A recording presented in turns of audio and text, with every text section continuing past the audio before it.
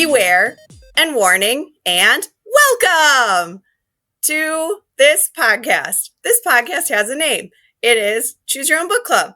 This is a podcast all about the Choose Your Own Adventure books and the many adventures that we have along the way. Peter's not here today, so it's just me having an adventure by myself. And I am Abby, and I'm a librarian, but I also have a guest today, and my guest is Lizzi Middleman from ChooseCo. Hi! Yay, and I'm so excited because Lizzi is the social media person who has been blowing up threads and being like the funniest and best person on the internet right now. The whole internet. Yes, you're giving life to the internet on threads right now. So I am so happy that you took some time today to join me so that we could just chat about Choose stuff and how great Choose Your Own Adventure is and the retro box that's coming out. Also, I wrote a little Choose Your Own Adventure book all about my favorite Edward Packard books because he's very cool and awesome. And he's also my adopted grandpa. He wrote it himself, so it's true. It was in an email, so it can't be wrong.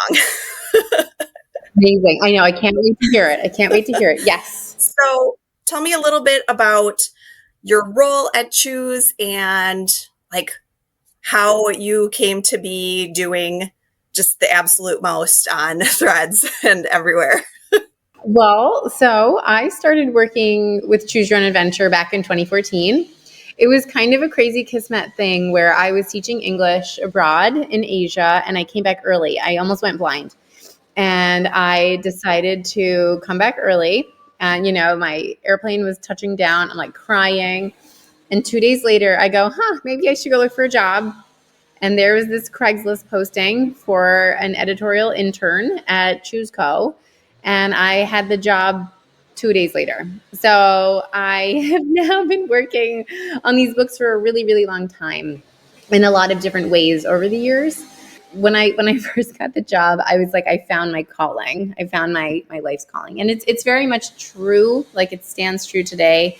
I wake up every morning and I'm excited to do what I'm doing, even if it's threads, social media posting, or if it's doing a trade show, or if it's making an email blast, or if it's, considering what new book we're working on or what author we'd like to bring into the fold, or even just helping someone with an order that they've placed. It's just a really good, gig. I love it. I love how much of an impact Choose Your Own Adventure has had on people over the years. Like we are not just a book that you read and move on with your life. We are a series that has changed people's lives, that has stayed with them for many, many, many, many, many decades. And I mean, I think that's a lot of why this podcast exists is evidence of that, of the power and the sort of awesomeness of what Choose Your Own Adventure is. But so I started as the intern. We were a team of, including myself, 3.5 people. And we were in Vermont in kind of a rather rural area. And over the years, we've grown. We're still a pretty small company, but we were a very small team at the time. And so I was doing everything. The only thing I wasn't doing was warehouse management. That's the only thing I don't know how to do. And so what that means is I haven't read as many Choose Your Own Adventure books as you all have from the original series. Well, at this point, we're only up to like 49. So, I mean, that was one of the things I got to boast about in like library shows, and I've read every single one, and every single one was of what ChooseCo has published, not from the original series. Different things. Yeah. But from proofreading for reprints and all of that, like I've read all of the books, so I know Choose Your Own Adventure inside and out. And over the years, just sort of social media as like a good example, we've not known how to exist as a children's book series, a beloved children's book series on social media. And I think social media has really evolved over the years. It's become more about people and connecting with people and not necessarily taking a stand. But I guess the way I look at it is being a part of the conversation and letting folks know who we are and what we stand for and what we've always stood for. And, if you want to be a part of this party with us, like, welcome. I think we're all jointly commiserating on the state of the state. It's just this news cycle is exhausting. Yeah. And it would feel really superficial and not correct to pretend like what do you don't nobody wants me to be like, buy this book. I don't want that. I don't want Right. that. What I want is something that is giving me a bit of joy, something to Right. laugh about, to say like, yes, I'm also in this. We are all in this together. And I think that Choose Your Own Adventure has been kind of on the right team forever, and everybody maybe didn't know. But yeah, I feel like we kind of grew up in the past year of being a part of the conversation when we really weren't before. Well, and I think people really, over even the last 5 years, I would say, really want to know that they're purchasing from and, engaging with companies that represent who they are as a person.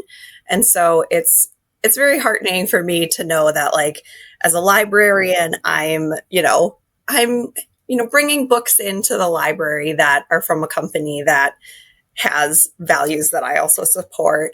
And then as, a reader and podcaster, that I'm, putting media out into the world, and I'm reading books that are from a company that is like funny and endearing, and also is like, wow, these things are unacceptable. Yes, because they are. Yeah, they are unacceptable. We appreciate that. Yeah. Well, my boss, I said to my boss, like, I don't know, a year ago, I was like, I think there's something going on Threads. I feel like we could do something there. And she was like, okay, whatever. And I was like, okay, I'm just going to do it and see what happens. And, I think we're really close to 30,000 followers, and people...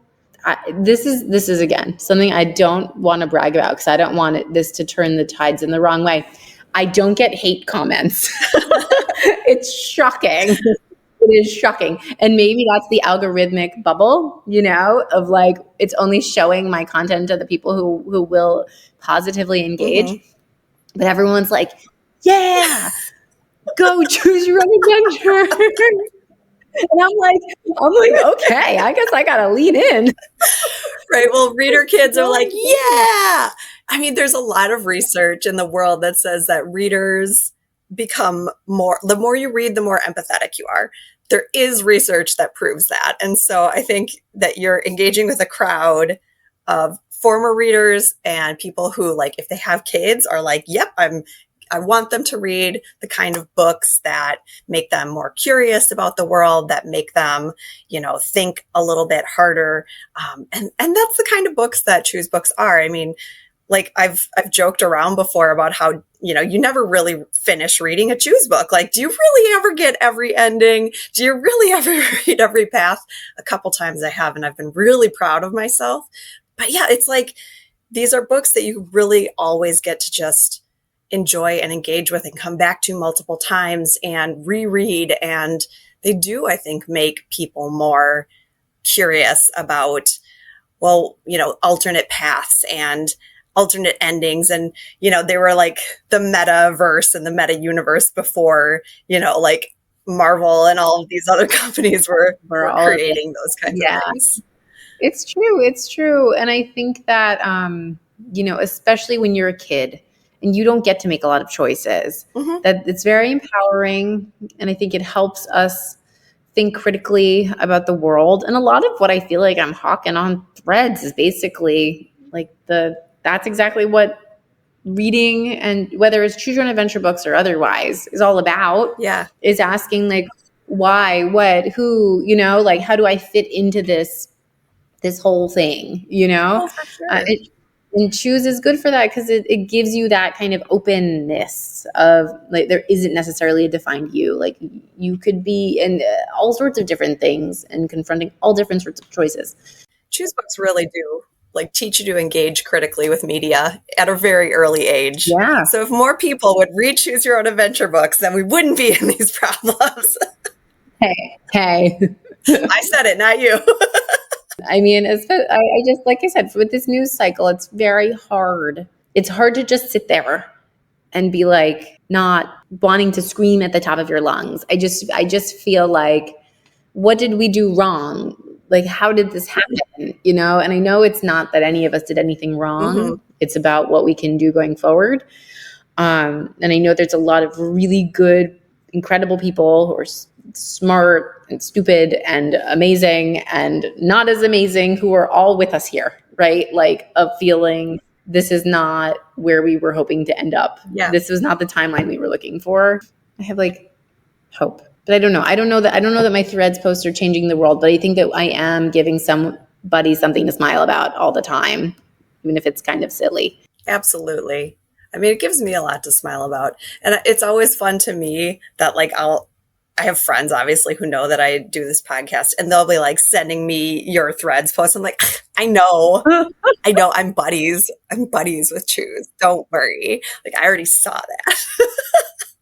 No, it's shocking to me. This, because I feel like I'm a regular person. Someone on Threads the other day was like, give this social media team a raise. And I was like, team? I was like, yes, I agree. Every day I'm like, oh, now what do I do? Like, this is the least strategic thing I've ever done in my life. As someone who's like a big planner, like I do like all of our events, for example. Like all these different things I'm planning and calendaring. This is like blind. I'm like the blind leading the blind alone with no oversight. And I don't know. Maybe sometimes that's what works best. I don't know. Right? But did you ever realize that you were going to be like having to be a comedy queen on the internet as part of your job? I'm like, sometimes they don't hit. I don't know. Like, people come into Devore being like, this isn't your best work. And I'm like, well, I'm not a comedian. I'm an English teacher. I work at a publishing house. Like, excuse me. It's funny to me when they're like, someone give this social media team a raise. I want to picture it like, I'm wondering if they're picturing like a whole team of people sitting around like, okay, what should we write next, boys? Like Mad Men style. Yeah, like we have a table, like me and all my people. Like, it's just like our team of, I think we're like 12 people at this point in the entire company, and are all in different places too. And I think once I brainstormed with someone and it was a dud. So what I've learned, it's not team writing experience. But it does help. It does help that I know Choose so well. Like, I think that's part of it, is I know who we are at the core, that I can kind of speak from the perspective of who we are all the time. It's just whether sometimes it's like more clever than other times, or if it's funnier than other times. Mm-hmm. I mean, I made a dig at the whole Taylor Swift thing the other day and people were cackling. And I was like, I didn't even think it was that funny or like big of a deal. I just was like, I don't know. I think I wrote like Taylor Swift's politics, a Choose Your Own Adventure story. And all these people were like, what? Like, maybe it's because I'm not like such a huge Taylor Swift fan. I'm now on the record saying that. So sorry to all of the Swifties. I hope I haven't ruined Choose Your Own Adventure for you. I'm not saying I dislike her. I'm just not exactly her number one biggest fan. So it's been interesting, but it's only a very small percentage of what I do in my day-to-day life. But I'm definitely more chronically online than I've ever been before. Yeah, that makes sense. I feel like too, I definitely, now that I help run, I pretty much exclusively run like our social media stuff for the podcast. I'm a lot more chronically online than I've ever been to, because I'm like, we got a message. I should probably respond to it. Right. But I also am like, I should probably have business hours or something. I know. I would spend like, I don't know, 40 minutes in the morning. And then I felt like I was doing my best work when I was putting my daughter to bed. That makes me sound like a bad parent, but she's in a crib. So she's just in there doing her thing. And I'd be in the dark and I'd be like, what weird thing can I say now? And that's been been some good brainstorming time, I guess. Anyways, choose your own adventure. So other choose questions that have like I've always wondered about. It's a primarily like a women run company, right? What's it like working for Shannon? Like she's the owner, head of the company. I mean, it's amazing. I feel like I grew up with Shannon as kind of a mentor since I started such a long time ago working with her. And it was also a really tumultuous start because I don't know if you could triangulate 2014, my starting, that's right before Ray passed away. Mm-hmm. So I was working at the company for, I think, like 3 months, and then he was gone. So it was a really intense moment. And Shannon has been a big part of my life over the years, even personally as well as professionally, of like, she threw me a wedding shower and, like a bridal shower, and was at my wedding, and has been kind of this big, I don't know, she's been like a big Lizzie fan over the years. Like, I don't know, it's just been really wonderful learning from her. She's very creative. She's very smart. Like, she knows things that I don't know how she fits so much into her head. She reads voraciously. She is just like super smart and cutting as far as like always has a new creative idea, always has like, let's push the boundaries, let's do something different, let's do something new. She's a very like entrepreneurial spirit. Awesome. And it's exciting being in that kind of space, especially when you're younger, when you're like, whoa, I never thought of that. I never thought that we could do something along those lines. And one of the things that's fun about working at Choose, because so in my career, I left ChooseCo and I went elsewhere and I came back. So I worked at other publishing houses where we were just doing book publishing. And it was so boring. I was like, I don't want to make another social media graphic. I don't care. Like, it's not anything. I want to do something that is important. I want to do something that is actually having an impact, like we were talking about in the beginning. Like, these books are doing something, and my talking to people and connecting with people about these books is important. Right. But even just from like the standpoint of what ChooseCo can do, like, we have so many other licensing opportunities out there. We have so many different organizations that we're talking to and working with that, like, in regular book publishing, you're like, you just do your little job and you clock in and you clock out. You wouldn't be talking to web developers and game developers and about the film and about there's just so many things, and it's just exciting.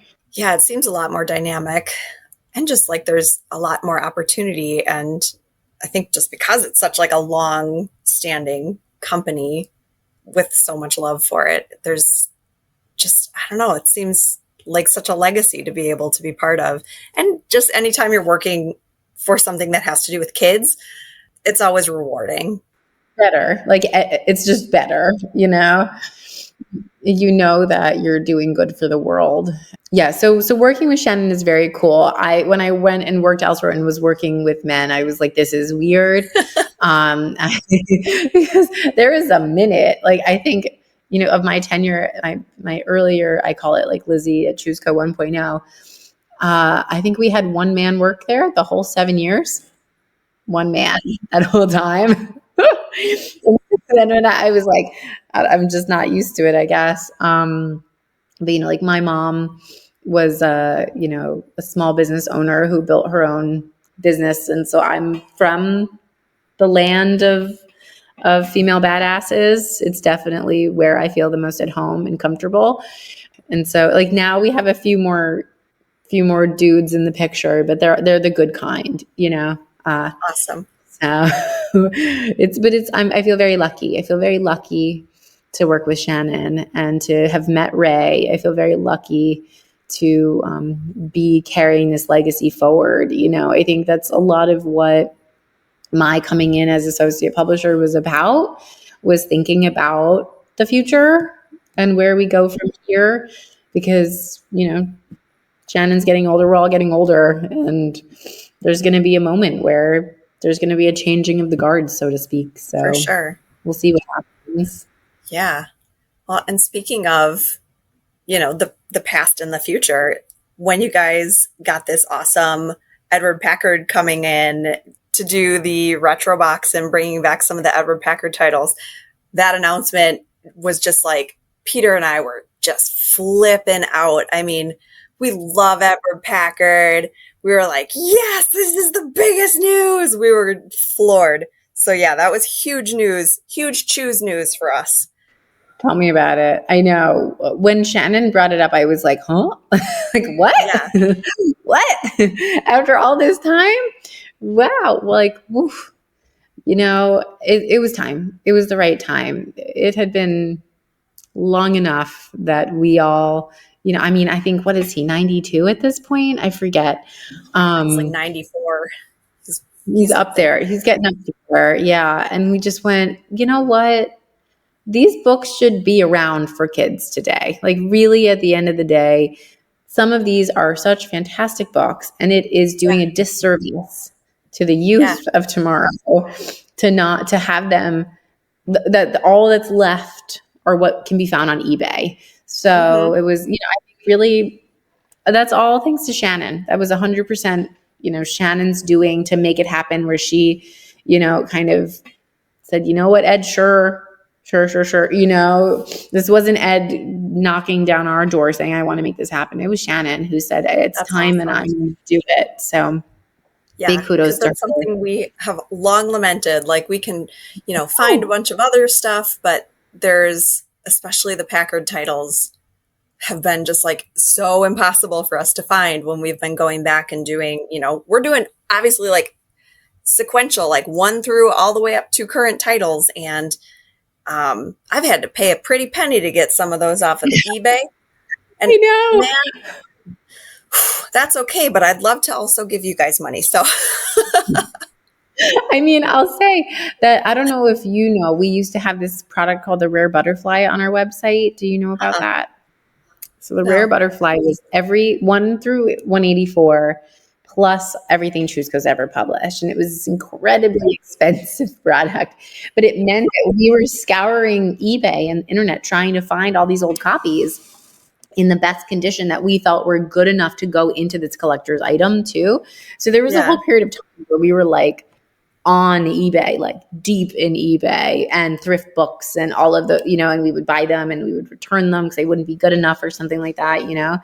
But at a certain point, they're going to get too loved. These books that are older are going to get too loved, and you're going to miss out on so much of what makes them special. Like if there's missing pages or people who wrote all over it or torn. I mean, they're mass market paperback. Or the binding degrades over time, you know, like the glue just does not hold up. So is my favorite thing. So in the office, because we have all of the old books and the spine, the Choose Your Own Adventure logo is a different shade for all of them. Oh, nice. Very cool visual, because from the sun shining in, which they've turned kind of like a yellow or an orange, and it's sort of we actually, when we decided to bring Game of Time back, we were like, how do we package it, whatever. And we decided to make it a not fully white cover. Okay. Because I feel like it wouldn't feel as true to what people think of. You know, if it were a pristine white cover, they'd be like, oh, this looks funny. Yeah, that's not accurate. Yeah, because you can't find. So anyways, it's been fun. It's been very exciting. I know. I hope that the world is with us in celebrating this return to print, because to me, it felt like a huge deal. I know that to a lot of people it is too. And I just hope that I reach them. I hope that I can find them and let them know. Yeah. Oh, I think for sure. It's like, even just amongst our listeners, hi listeners, it's been something that everyone's really excited for, because these are, you know, some of these books that are going to be in this retro box are ones that we've covered already, but it's just like impossible to find them unless you're willing to fork over a bunch of money on eBay, or unless you randomly find one in the wild at a thrift store or something, or an estate sale, which is pretty rare. So this is really exciting, and I hope that we see some more ones come out too. I know. Well, I can tell you some top secret information about what Ed Packard's books we have the ability to bring back that are in the pipeline because not all of them have been announced, but I can tell you the top secret information. It's been announced The Cave of Time is out, right? That's since August. And then The Mystery of Chimney Rock is coming out in November, along with the Retro Box in October, which just came out yesterday, just arrived in stores. And then after that, we have Who Killed Harlow Thrombey? Your code name is Jonah. We have UFO 5440, as well as Underground Kingdom. And I think that's all of them. There's 6. I got them all. So that's what we've got the rights to. And they're coming out 2 books per season over the course of, and so in book publishing, I don't know, listeners who's knows this, but there's spring and fall for us. So that means it'll be 4 every year until we've gotten them all out, essentially. That's awesome. Very excited. Hopefully we can get the rights to do more, TBD, but we've also been really excited about working with some new authors, and like we have a book with Griffin McElroy coming out in the spring that is people are hyped about. Like that was like a really great crossover moment, I think. Yeah. And I was definitely as attuned to the Adventure Zone and the McElroy universe, but it's been very fun getting to know them. Yeah. And they're all really wonderful to work with. So psyched about that too. Yeah, that's going to be awesome. In honor of Edward Packard and the Retro Box, as I told you, I have a Choose Your Own Edward Packard Adventure book that I wrote myself. I will read it and you will choose stuff. Are you ready? Okay, I'm ready. I'm very excited for this. I made my children read it and they told me it was very dorky. So that's how you know it's good. The year is 1989. You're excited because it's Friday and your best friends, Jessica and Sarah, are sleeping over tonight. Your mom said she would pick up frozen pizzas, junk food, and soda from the grocery store. Your annoying brother, Derek, has an end-of-season baseball campout, so he won't be home to bother you. You can watch music videos and dance as much as you want. Best of all, your mom said she would take you all to Blockbuster to pick out any movie you want within reason. Tonight will be perfect. I have to flip the page. You see Sarah on the bus, but Jessica's dad drives her to school, and she's in a different class. You don't know she's not in school until recess. Oh, no. You and Sarah scan your friend group with worry. Where could she be? Sarah groans.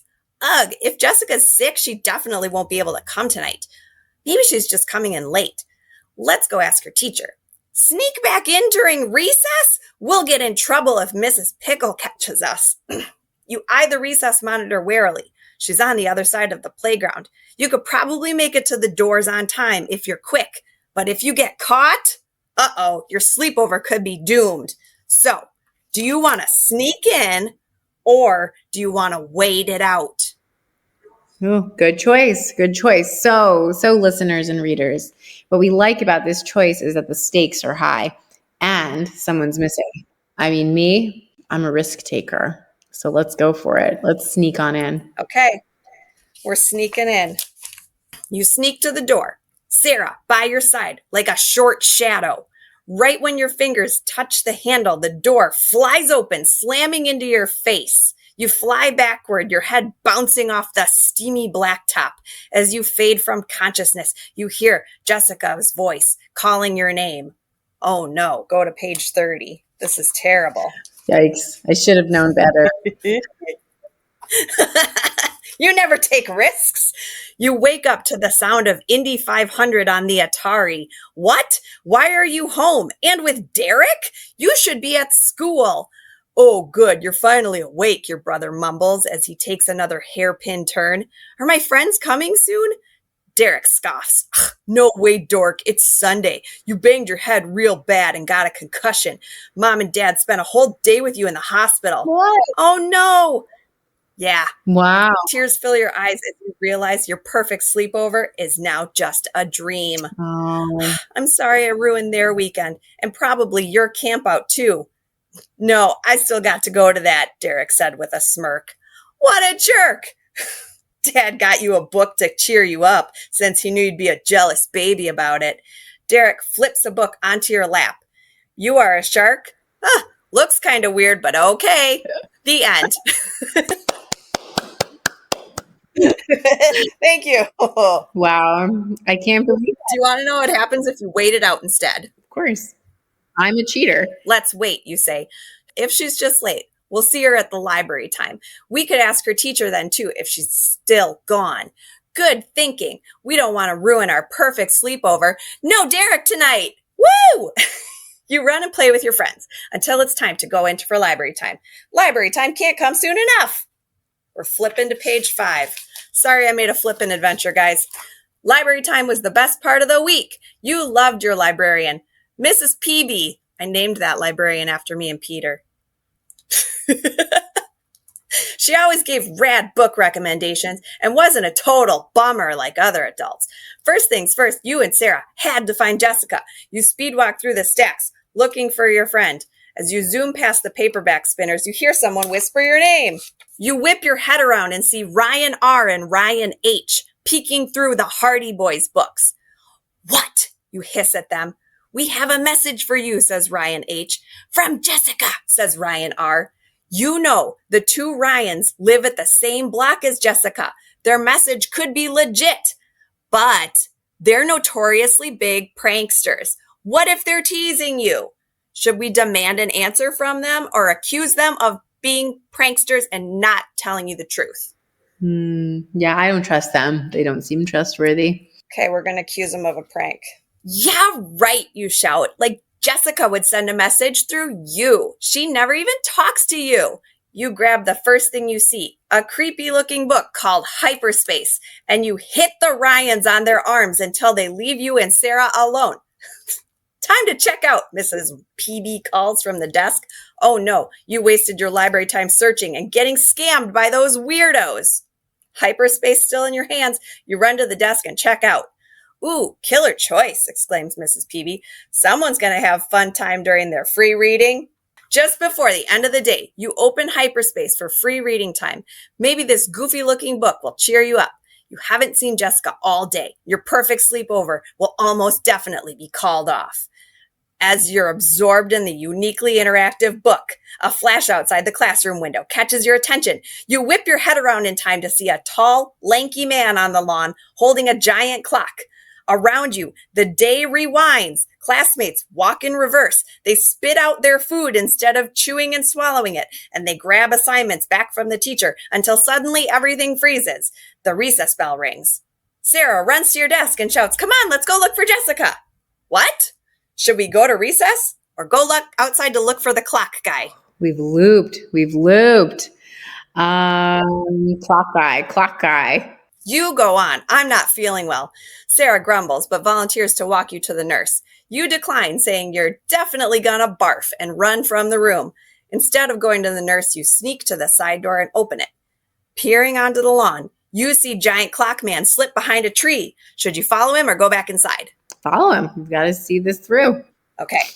You tiptoe over the grass, trying to keep your windbreaker pants quiet as you go. Of course you're wearing windbreaker pants. When you round the tree, you see the tall man stepping toward a glowing spaceship. You gasp, and he turns around. Uh-oh, you're caught.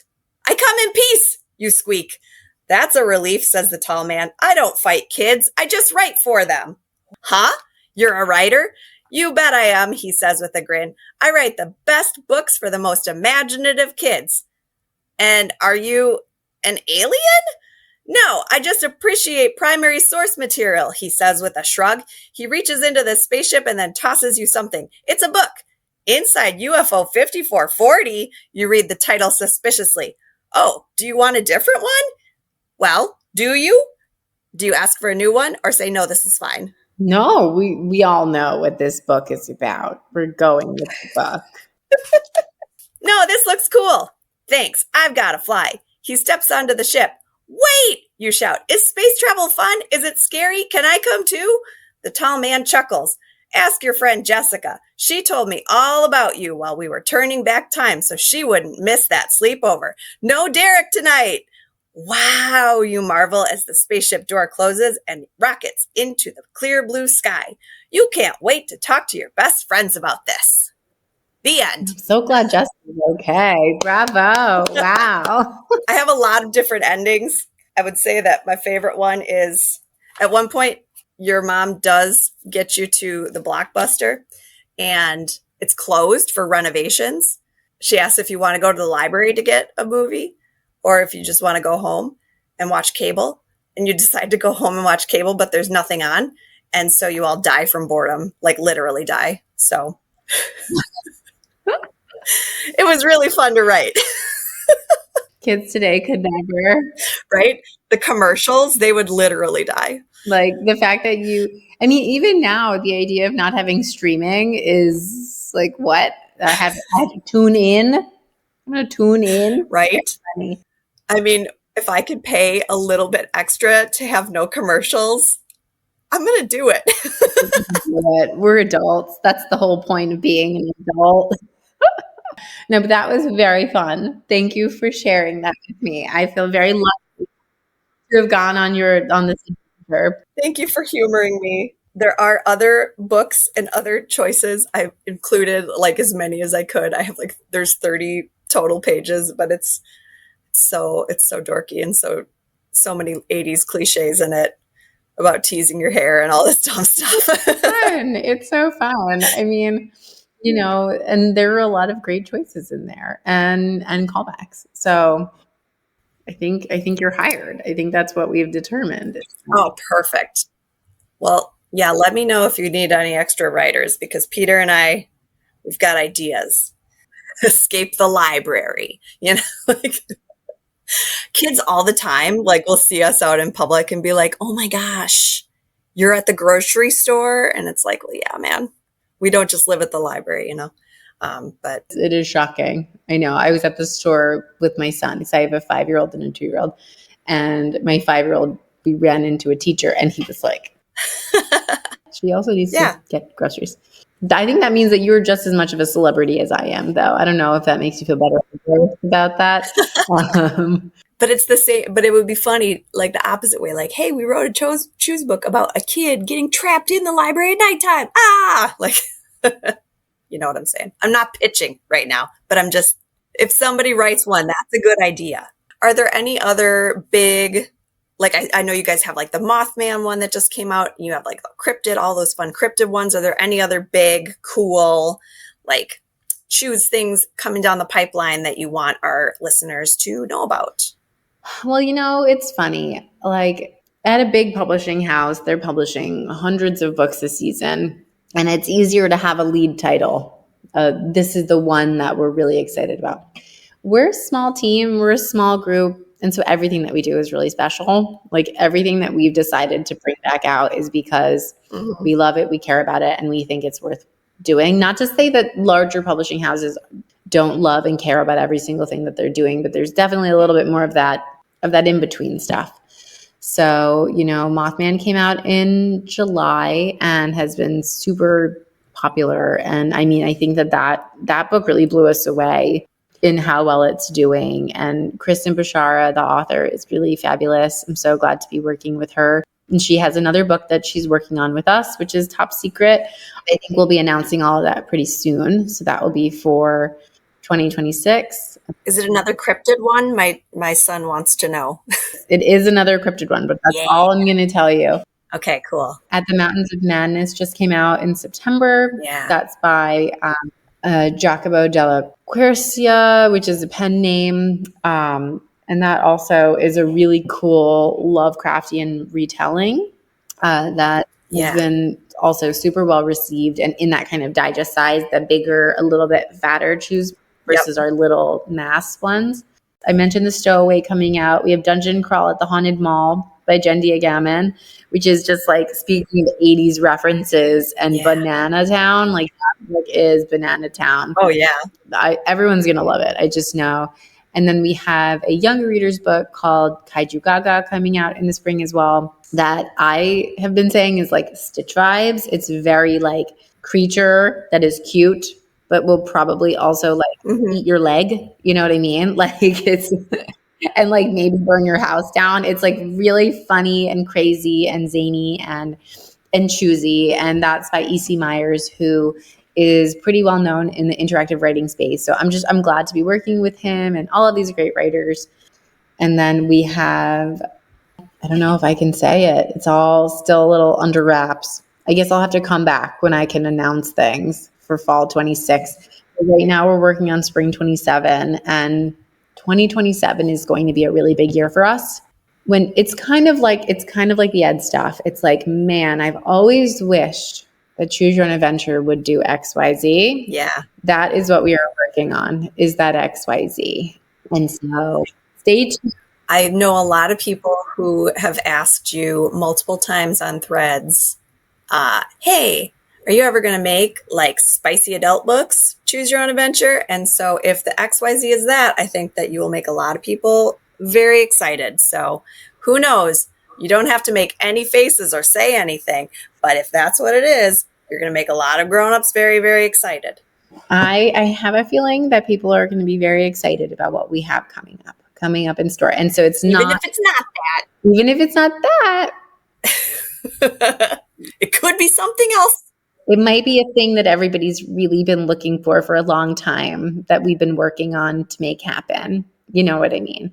So big stuff from us. I would say, Cool. follow along, come be a part of the party if you want to know what we have going on. I would say on Threads, I'm the worst at notifying people about what we're doing as an actual company and publishing house, but on Instagram, I am doing a better job of actually talking about the books instead of whatever is on my mind. So, I guess that's my pitch for either one, is if you want a good chuckle, For sure. that's what's going on. But yes, a lot, like, really exciting stuff, and I wish I could say it so soon. I will be able to say all of the things. So we will be speaking again, is I guess the long and the short of it. Awesome. Well, I'm definitely excited to have you back on again as soon as you're able to say things. I will be back. But yeah, in the meantime, I hope that our listeners will look you up on social media. You're on Instagram, you're on Threads, Facebook as well. And of course, you have a website. You're in every library in like the world, basically, bookstores, pretty much everywhere. Even if you can't find us at an indie bookstore, you can always ask your store to order Choose Your Own Adventure books. We are, or shopping at bookshop.org and library. I mean, the way that Choose Your Own Adventure became what it is was from library support. So we are the biggest library fans ever. So definitely go visit your local library. Start a Choose Your Own Adventure library read aloud book club at your library. Have fun. This is the best. This is the best podcast. Listen to this podcast. I'm so glad to. Yay. Thank you for having me, Abby. Thank you. Well, thank you so much for coming on, Lizzie, and tell everyone at Choose how grateful we are for you guys not suing us. No, don't tell them I said that. Tell them I said something different. Like, we're so grateful that you exist so that we can enjoy like the stuff you're doing. That sounds good. I will never be mad at a librarian or a library staff member or anyone who is in a library consuming Choose Your Own Adventure books. For the record, that is my story and I'm sticking to it. So, if I think we're all on the same page here that Choose Your Own Adventure books are super fun, and this podcast is all about that. So, yay. Right. It's all for the common good of making better people in this world. Yes. Like, that's what Choose Yes. books do. So thank you for all that you do. And thank you so much for joining me for this podcast. Anyway, that's my podcast for today, and no Peter. So my name is Abby, I'm a librarian, and we'll see you next time. Bye.